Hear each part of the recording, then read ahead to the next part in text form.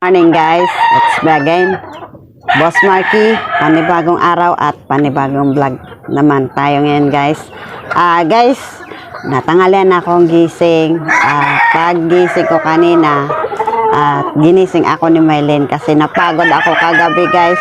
Nag-inject kasi ako ng aking mga alaga.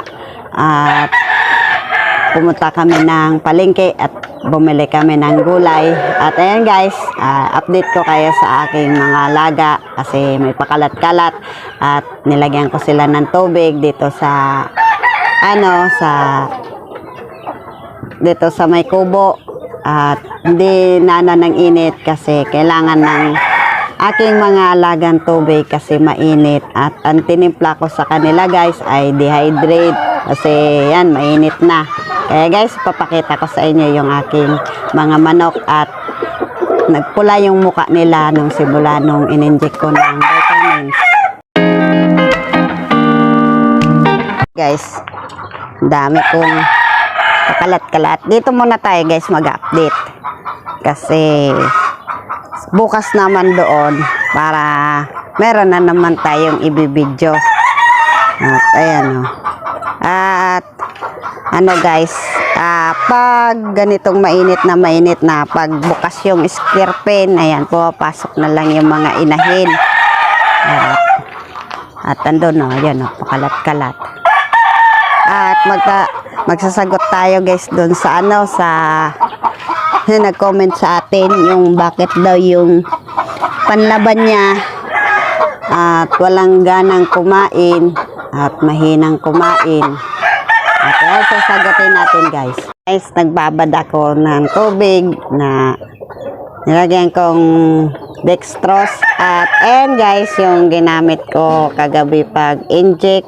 At tignan nyo guys yung tandang ko. Ayan o. At namula. At ang ginamit ko dyan guys pag inject ay 0.5. At yung mga kagaya nito at nag-inject ko guys ay 0.2.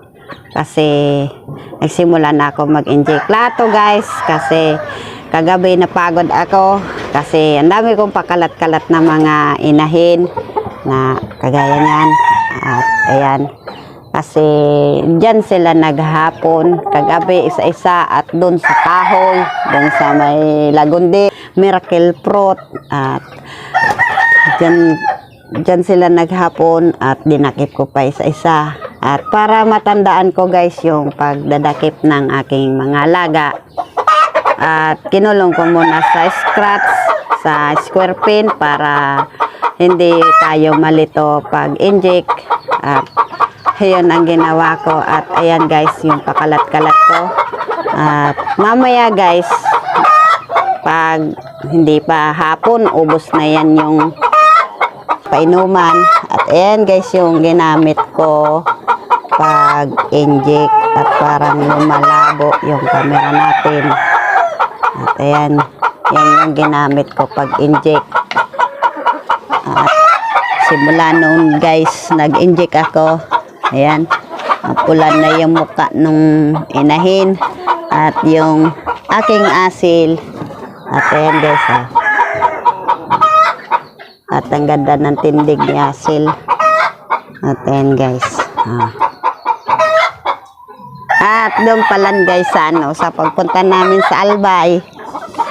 Shout out sa iyo dyan Gian Corones at taga Laguna. At shout out sa iyo dyan Lods.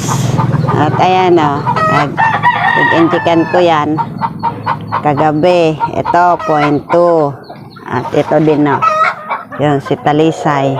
Lahat to guys in-inject ko na. At ayan nga, at linggo kahapon at nagsimula na ako mag-inject. At pagtapos na mag-inject at magpupurga. At ayan guys pula na yung muka at matapang to guys. Ito kapatid ni Bangkas. At ilan na lang guys yung yung naka square pen. At ayan at maganda yung bago kong pang inject. At tig-try ko muna tong pang-inject ko guys na bagong dating. At ininext ko yung dati kong ginagamit kasi 2 bote pa yun doon. Maganda yung pang-inject. Kahit anong ginagamit ko guys, maganda naman gamitin kasi gandang resulta yung pag-inject ko. At baka mamaya at kasi kumain sila bukas deworm sa kanila at dadakipin ko na naman yung mga inahin at simulan na naman tayo magpurga. At ayan guys, si Bangkas at naglugon-lugon kasi yan. At ayan, at nagano na yung balahibo niya, nagpapalit. Ayan guys, oh. Ito yung tatay ng aking white hats na 6.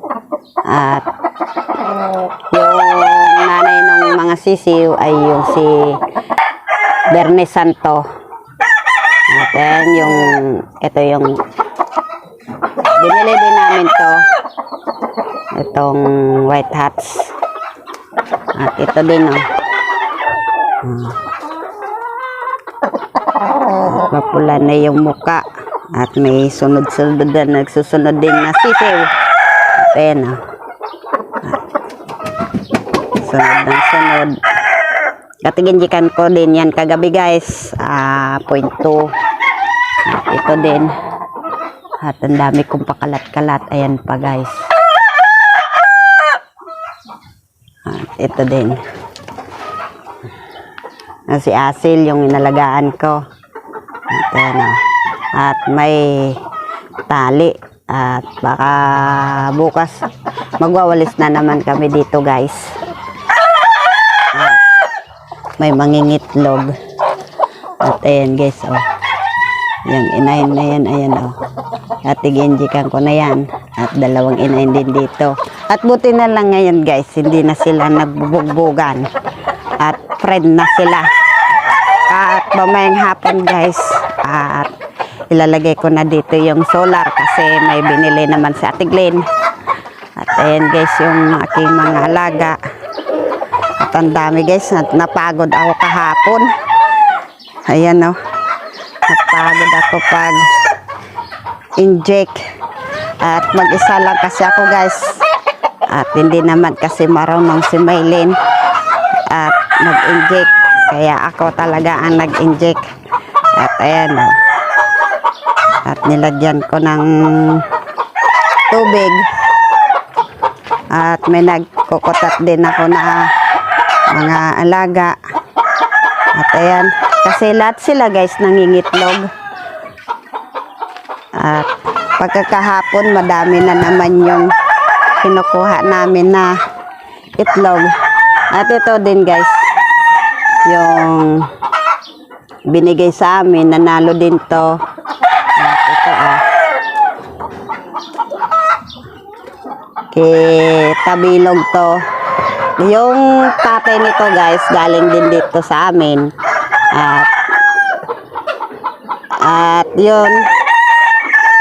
At ito guys ay pilay na kasi nanalo na nga siya. At ginawa na lang namin guys na manador at palahian. At masipag to guys magmanada dito sa aking mga alpas na inahin. Kasi yung aking mga inahin at lumalapit na lang sila dito. At ayan, oh, tama lang yung tali para hindi sila mag-abutan. At ayan yung aking bangkas pa. At maganda na din yung mga mukha ng aking mga manok. At mamula-mula yan yung inalagaan ko. At ito din guys, oh. At ayun, may itlog. Oh, pakalat-kalat yung itlog. Ayan, kunin ko yung itlog. At ito din.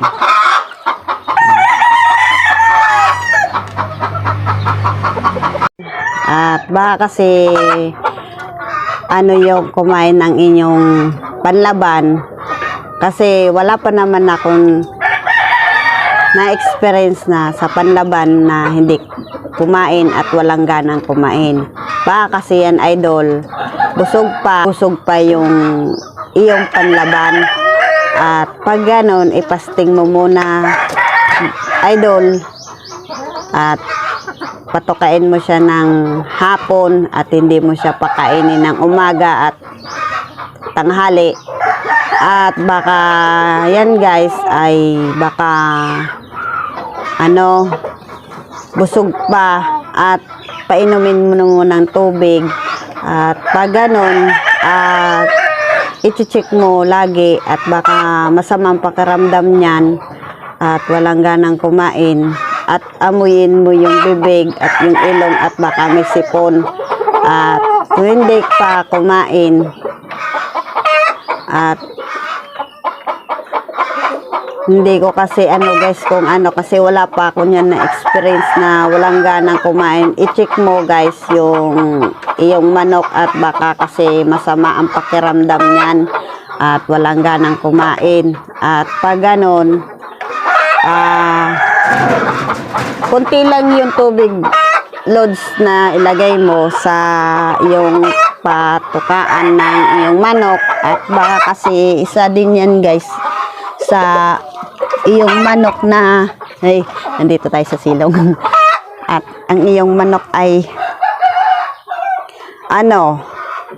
na hindi mo hinuhugasan yung patukaan. Kasi gaya dito sa akin, itong mga patukaan ko at ganito, at lagi ko tong hinuhugasan pagkatapos kumain. Kasi baka kasi itong patukaan ng iyong manok at laging nakababad doon sa kulungan at hindi mo hinuhugasan.